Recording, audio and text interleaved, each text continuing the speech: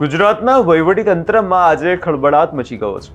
સુરેન્દ્રનગર જિલ્લામાં enforcement director એટલે કે ઈડીના દરોડા બાદ હવે ધરપકડનો મામલો શરૂ થયો છે અને નાયબ મામલતદારની ધરપકડ કરવામાં આવી છે।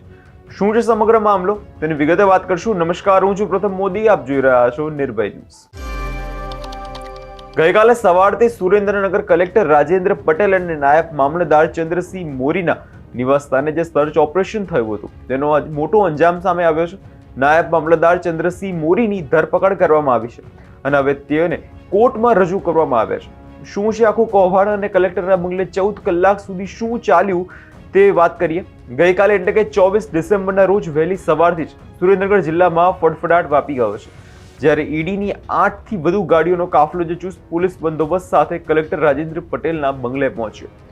એક તરફ કલેક્ટરના નિવાસસ્થાને જે તપાસનો ધમધમાટ શરૂ થયો તો બીજી તરફ વઢવાણના રાવણવાસમાં રહેતા નાયબ મામલતદાર ચંદ્રસિંહ મોરીના ઘરે પણ ઈડીની ટીમે ધામા નાખ્યા હતા।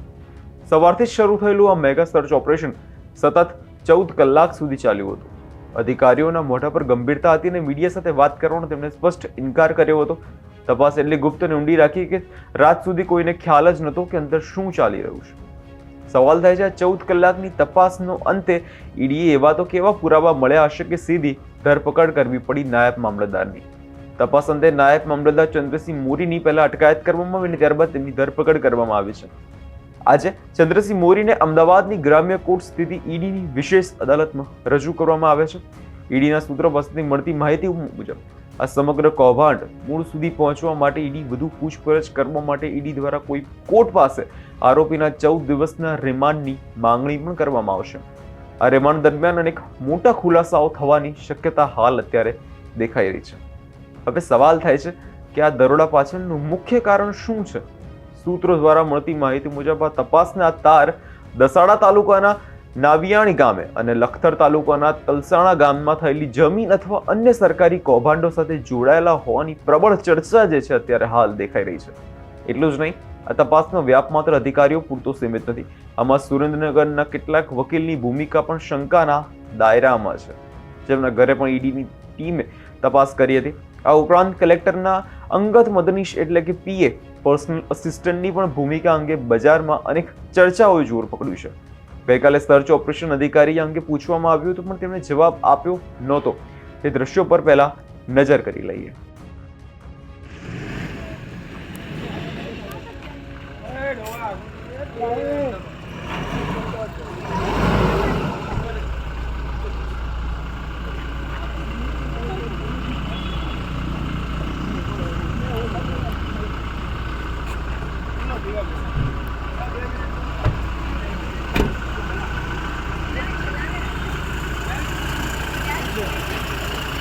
શું કે મેડમ બાઇટ આપે છે કેમ પેલું પૂછ્યું તું એમ મેડમ એક જ છે મેડમ કે બીજા કોઈ છે મેડમ कार्ड खोल दो पीछे का कार्ड खोलो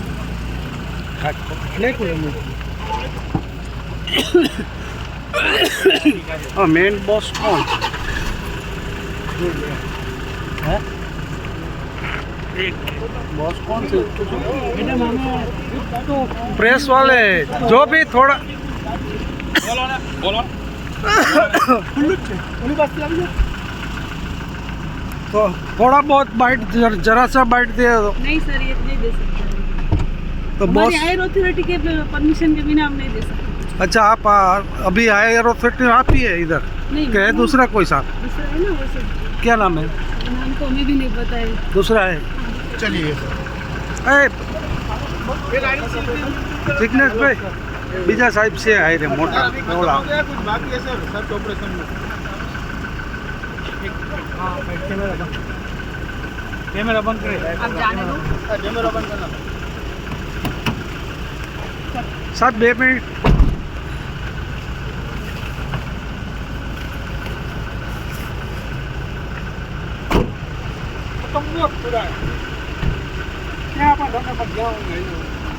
कौन से हमारा મેન આ છે એમને ભૂરા તો ગાડી આડું ઊભું રહેવું પડે એવી રીતે વયા જાય હાલ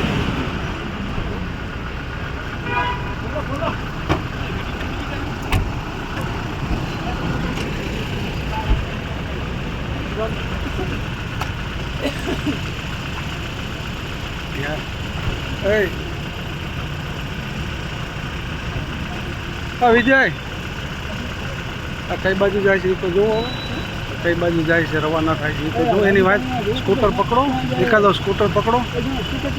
હા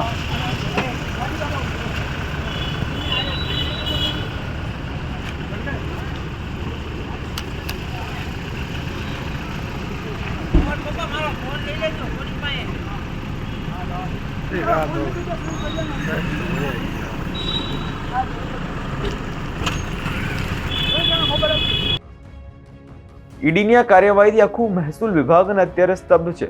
જો કલેક્ટર જેવા ઉચ્ચ પદે પણ બેઠેલ અધિકારીના નિવાસસ્થાને 14 કલાક તપાસ ચાલે તો મામલો નાનો તો ના જોઈ શકે.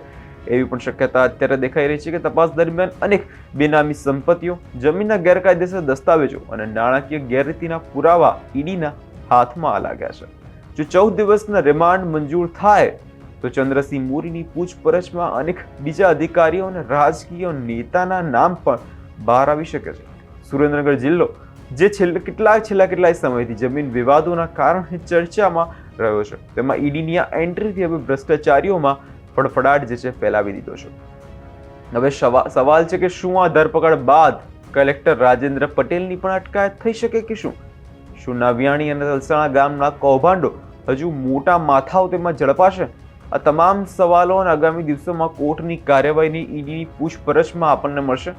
આ મામલે તમારું શું કહેવું છે અને ભ્રષ્ટ અધિકારીઓની સામે આવી કડક કાર્યવાહી જરૂરી છે? અને અમને કમેન્ટ બોક્સમાં જરૂરથી જણાવજો. અને અમારી ચેનલ નિર્ભય ન્યૂઝને લાઇક, શેર અને સબસ્ક્રાઇબ કરવાનું ભૂલશો નહીં. નમસ્કાર.